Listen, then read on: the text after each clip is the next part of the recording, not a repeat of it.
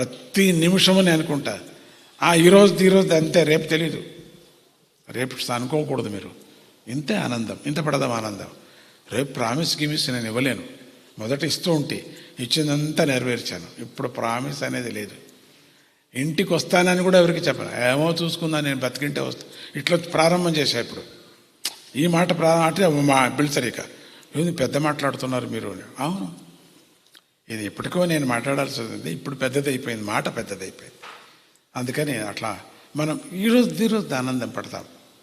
స్వామి ఆ దత్తుడు వేసినటువంటిది లోకమంతా క్షేమంగా ఉండని, సద్భక్తి కలగని, దుర్మార్గులకి అందరికీ మంచి బుద్ధి కలగని, అందరూ ఒకే విధమైనటువంటి మనుషులు అనే తత్వాన్ని మనందరికీ వచ్చి సమాజంగా మనమందరూ కూడా ఒక్క తాటిలో మనమంతా నడచాలా, ఒక పడవలో మనం అందరూ వెళ్ళాలా. హిందువులు అనేటువంటి భయంకరమైనటువంటి మాటతో మనం అందరూ నిలిచాలా. మన ధర్మాన్ని అందరూ కాపాడుకుందాం. మన సనాతన ధర్మానికి విలువను మనం ఇస్తాము.